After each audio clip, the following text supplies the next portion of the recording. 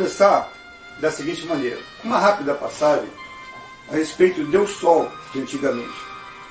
Deus Sol nasceu, o Sol nasceu da constelação de Virgem. No solstício de inverno, ele fica 3 dias parado, morto, e depois ressuscita. Começa a se mexer de novo no horizonte. Acima do Sol tem 3 estrelas que representam os 3 magos. Certo? Outras coisas mais assim desse gênero. Essas ideias, essas coisas alimentaram durante muitos séculos os antigos que acreditavam no Deus Sol. Com a passagem do tempo, esse Deus Sol foi se transformando em outros deuses, Horus, Mitra, Krishna, Buda, Atis, etc. e tal. Inclusive Jesus Cristo. É a mesma história, é o mesmo fundo, a mesma base, todos provenientes do mesmo Deus Sol. Essa ideia toda de ressurreição, de morreu, 3 dias depois ressuscitou, tudo isso aí é o mesmo fundo, é a mesma base. Tudo bem.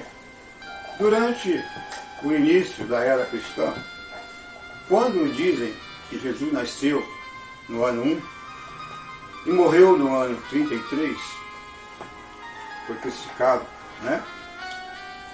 Existiam em Roma, adjacências, naquelas províncias de Roma, muitos escritores concentrados em Roma, porque nas províncias todos eram analfabetos, ninguém sabia nada. Nas províncias que dizem que Jesus passou, não tinha uma escola. Então, as pessoas mais cultas, mais inteligentes, com mais necessidade de progresso, iam para Roma. E lá sempre passavam muitos escritores, certo? E há uns escritores, um grupo, de que viveu como adulto, na mesma época em que dizem que Jesus Cristo existiu e viveu. Ora, é impossível que um escritor interessado em todas as coisas que estão à sua volta não tivesse observado, pelo boato, pelo menos, que o Filho de Deus havia nascido, estava fazendo milagres, certo? Depois morreu, foi crucificado assim de uma forma covarde, e depois ressuscitou de 3 dias. Não é possível que escritores da época não tivessem conhecimento disso e não tivessem colocado no papel. Entendeu? Então eu tenho aqui no livro que eu acabei de fazer uma lista desses escritores. Porém, esses que viveram exatamente no período de Cristo, é impossível que não tivessem sabido de alguma coisa. São eles o seguinte: Apolônio de Tiana. Apolônio de Tiana não foi bem nem um escritor, ele foi um Jesus. Ele fez a mesma coisa que Jesus fez em toda aquela cidade de Roma. Entendeu? Fez milagres, inclusive levitava, fazia mágicas. Acontece que Apolônio de Tiana existiu de fato. Tem comprovação, tem estátuas dele no jardim de alguns imperadores, certo? Ele é muito citado nos livros, você pode procurar na internet. Mas esse rapaz não escreveu nada a respeito de cristãos, de cristianismo, de Jesus, nada disso. Tudo bem. Paterclos foi um escritor, historiador, viveu na mesma época, não falou nada, não escreveu nada sobre Jesus.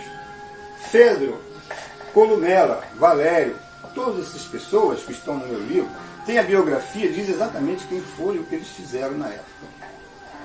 Sêneca qualquer um conhece, Sêneca foi um historiador, além de tudo, um quase apologista, ele se interessava por religião. Ele escrevia sobre religião judaica, tudo aquilo ali. E ele não escreveu, não conheceu Jesus, Cristo, nada disso, ressurreição, nada disso. Não conheceu, não falou, não citou uma palavra. Certo? Sim.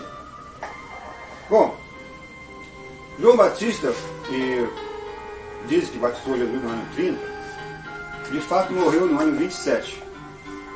E depois de 10 meses numa masmorra, porque ele se meteu na vida do Herodes e acabou sendo decapitado. João Batista morreu em 27, Jesus Cristo foi batizado por ele no ano 30, bem complicado. Mas, até aí você pode dizer, mas vou fazer fasagem de datas, como eles costumam dizer. Acontece o seguinte, o Flávio José, que nasceu em 37, ainda vai nascer, e escreveu lá para o ano 90, tem importância, ele escreveu muito sobre João Batista, certo? Detalhes da vida, das coisas que ele fez, nasceu, etc. Mas nunca citou João Batista batizando nenhum Jesus. E no caso, Jesus seria mais importante do que ele, muitas vezes, porque ele era o Filho de Deus, Jesus Cristo, não é? Porque o Flávio José escreveu tanto sobre João Batista e não escreveu sobre Jesus, nem a interação de João Batista com Jesus. Você vai pensando, eu vou te dar uma porção de informações, você vai só somando. Não vai querer se basear numa coisa só para chegar à conclusão que eu já cheguei. Mas vamos somando, ok? Bom, Flávio José tem no livro dele uma falsificação grosseira. Em 8 linhas ele pretende contar toda a história de Jesus, do nascimento à ressurreição. Acontece que esse trechinho de 8 linhas está interpolado entre duas histórias. Uma é praticamente consequência da outra, continuação da outra, e a de Jesus está no meio. Ou seja, vem contando uma calamidade que aconteceu com os judeus que foram mortos totalmente desarmados pelos soldados de Roma. Pula a história de Jesus, e em seguida ela continua assim. Outra calamidade que afetou os judeus, blá, blá, blá, blá. Outra calamidade, está referindo-se à calamidade anterior, que foi o assassinato de vários judeus desarmados. Como é que vai dizer outra calamidade se a história anterior é de Jesus Cristo? A história de Jesus é uma calamidade, então já vi que não faz sentido aí, não é? E outras coisas mais. Mas essa é a marcante. Entendeu? Bom, Filão de Alexandria, da época, um pouquinho depois que Jesus veio ter morrido, e é um historiador, filósofo e teólogo, pessoas estudiosas de divinos. Então, Filão de Alexandria tinha origem judaica, morreu no ano 50, nasceu em 15 AC e morreu no ano 50, quer dizer, pelo ano 30 ele devia estar em plena forma, né, vivendo, escrevendo, fazendo o que ele devia fazer. Né?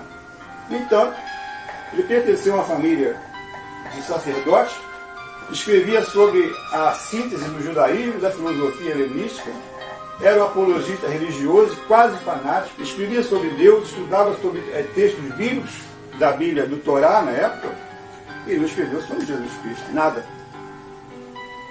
Faz sentido uma pessoa do porte de Filão não escrever nada sobre um fato tão corriqueiro, tão comum que existisse por aí? Muitos escritores, pessoas que comentam a respeito de Filão, dizem assim: o silêncio de Filão é ensurdecedor, porque ele não falou nada sobre Jesus Cristo. Nada. Vai somando. Bom, os essênios viveram antes de Jesus.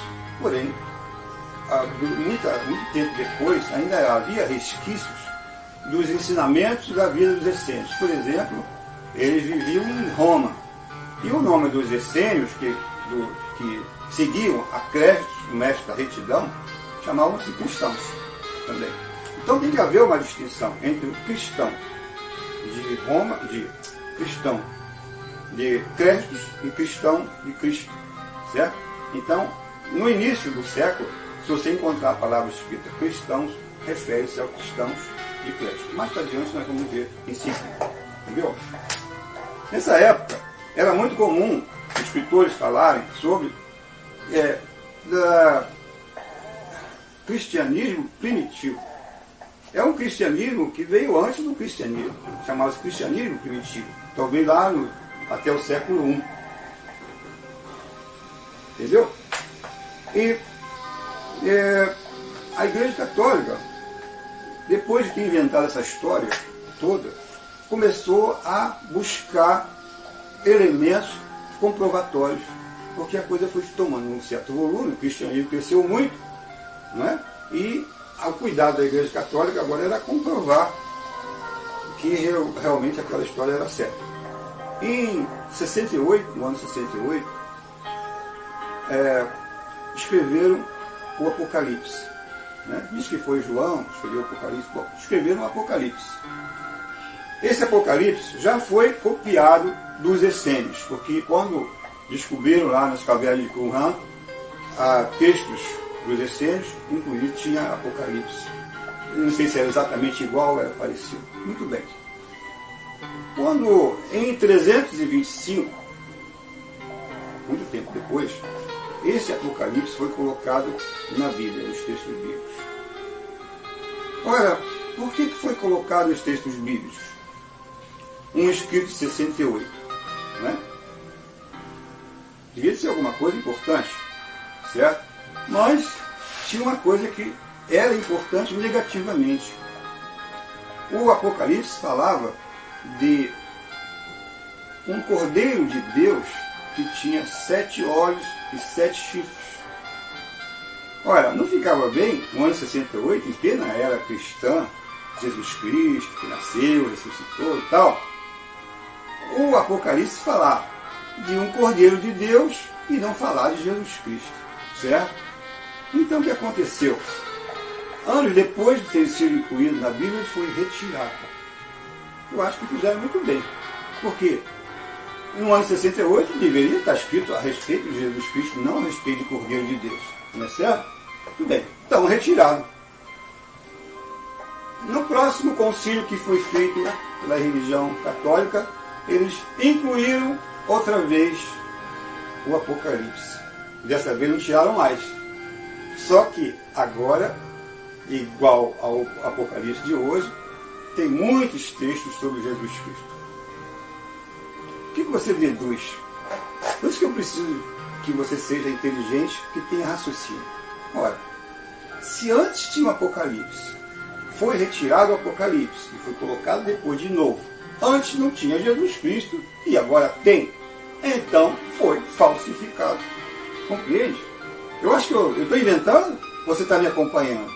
Se não tinha antes Jesus Cristo, e se um cordeiro de Deus, eles resolveram tirar, que aquilo estava sendo uma propaganda contra a história de Jesus Cristo, certo? Depois apareceu de novo com a história de Jesus, com Jesus Cristo, falar, não a história, mas em várias passagens falando o nome de Jesus Cristo e mantiveram o cordeiro de Deus. Você deduz o quê? Foi falsificado. Não é? Porque a Igreja Católica é a campeonice absoluta de falsificações. Falsificavam tudo. Tudo. Por que falsificavam? Porque não tinham elementos reais, comprobatórios. Certo? Então falsificavam espinhos da cruz, pedaços da cruz, lasquinha da cruz, panos, sudário e textos e mais textos a respeito de Jesus. Foram inseridos alguns e foram retirados outros que comprometiam a inexistência de Jesus. Só que eles esqueceram de uma coisa. A negação também influi nisso aí. Se vários escritores não escreveram nada estando ali naquele local, isso aí eles não puderam fazer nada. Né? Fizeram alguma coisa com o Flávio José, mais um outro, dois aí também, colocaram lá umas coisinhas assim. Né? Vou mostrar Tertuliano, vou mostrar também outra pessoa aí. Certo? Mas, então, o que aconteceu? Vamos lá. O Apocalipse foi falsificado. Certo? Ainda, eu vou mostrar para vocês, no livro também está mostrando, a biografia toda, completa dessas pessoas, quem foi que fizeram. Papinius e Plutarco foram 2 escritores que nós escrevemos sobre Cristo. Tá certo? Valério Flaco, Décimo Juvenares, Dion Crisóstomo. Nada escreveram sobre Cristo. E finalmente, já no ano 105, por aí assim, Plínio, jovem, citou Cristo numa carta para o imperador Trajano. Ora, essa carta todos os cientistas que pesquisaram disseram que ela é verdadeira. Uma carta, bom, isso em 105, certo? Plínio escreve que na época, não é, alguém escreveu sobre Jesus Cristo, sobre Cristo. Ok? Tudo bem. Agora, de fato, é verdade. Cristo falou. Isso aí é um detalhe que os cristãos não esquecem. Eles sempre estão citando esse fato dessa carta de Plínio. Não é? Eles só esquecem aquela quantidade enorme de que não escreveram nada. Mas escreveram uma vez. Vamos prestar atenção nisso. Em seguida, veio Tácito. Tácito citou cristãos também. Tácito. Também em cartas enviadas, não sei de onde para quê. Mas eram cristãos nitidamente de Crestes. Certo? O de Plínio, eu não sei. Mas o de Tácito era nitidamente de Crestes, porque eles eram arruaceiros. Eles eram odiosos, eles eram maus, eles eram pessoas assim muito, sabe, antissociais. Então eles faziam badernas e acabaram sendo expulsos. Então, na descrição de Tácito, esses cristãos têm essa característica. Então, é cristão de Crestes. Muito bem. Depois entrou Favorino de Arles. Não citou nada. Suetônio, em 120, citou Crestes, nitidamente,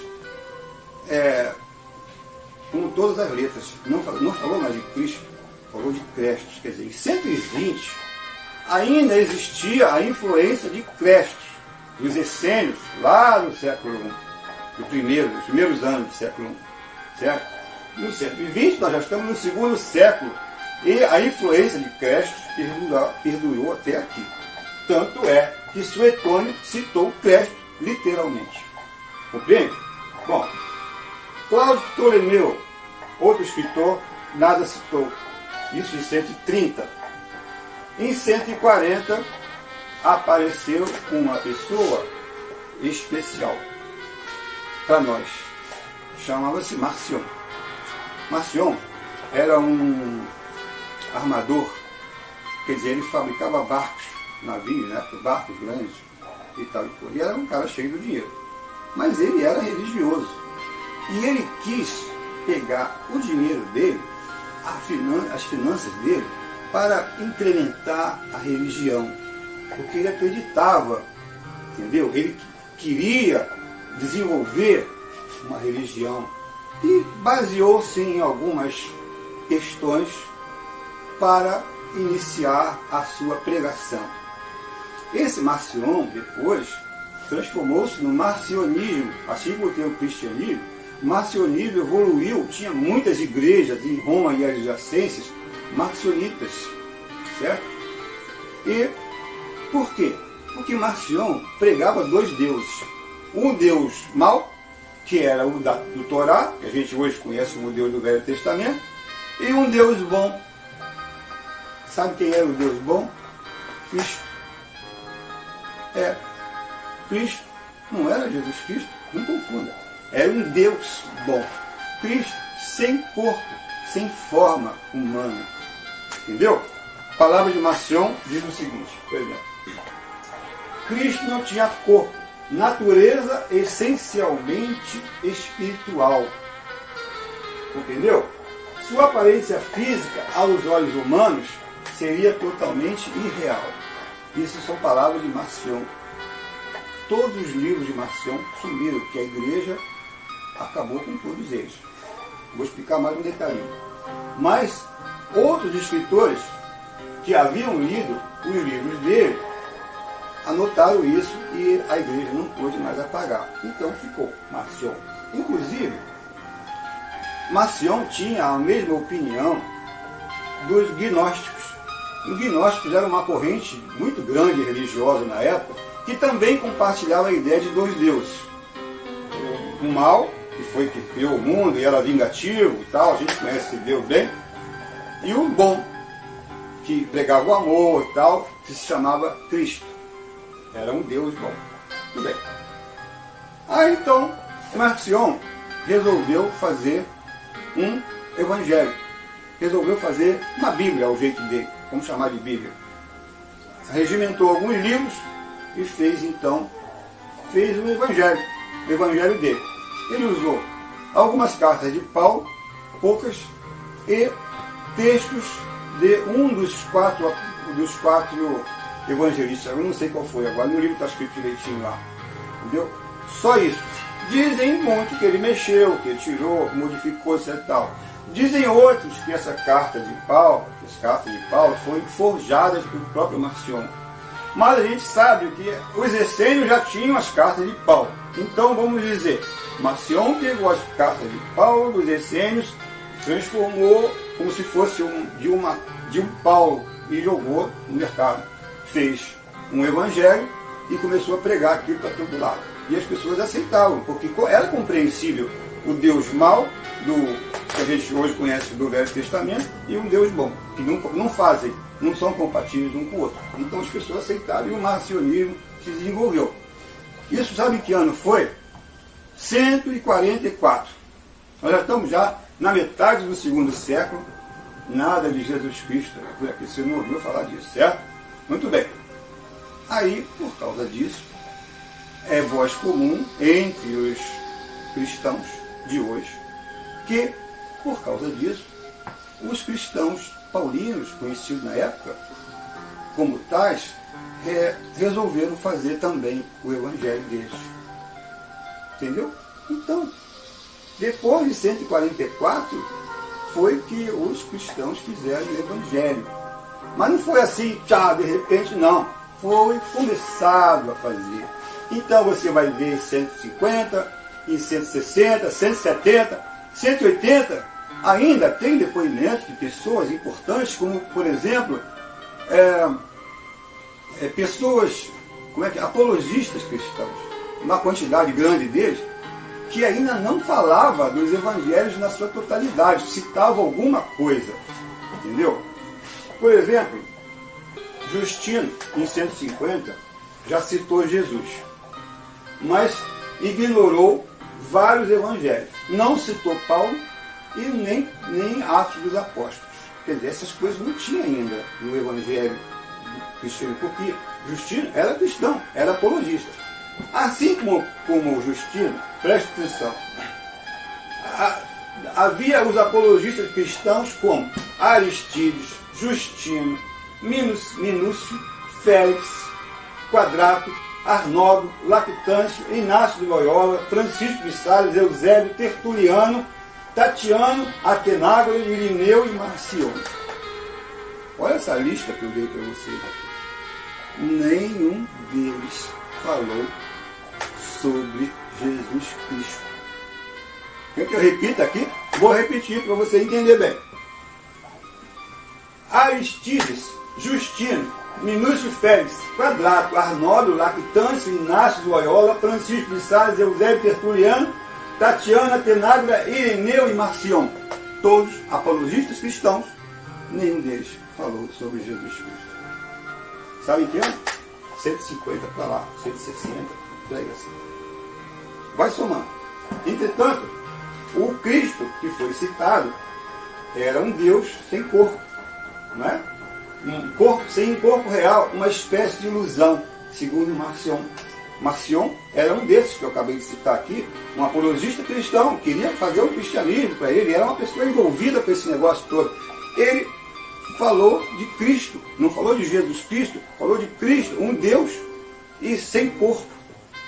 Geralmente Deus não tem corpo, né? A gente já sabe, até hoje Deus não tem corpo, Deus mesmo não tem corpo. Então, esse era o Deus da época deles, chamava-se Cristo. Né? Então eu imagino que de 160 a 170, de 150 a 160, 170, por aí assim, 180, sabe? Estavam confeccionando a Bíblia ainda. Assim, em 200, ano 200, o apologista cristão chamado Tertuliano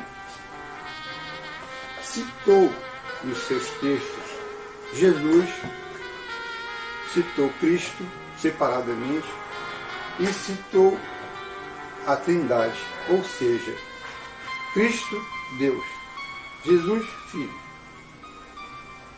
e Espírito Santo. Interessante.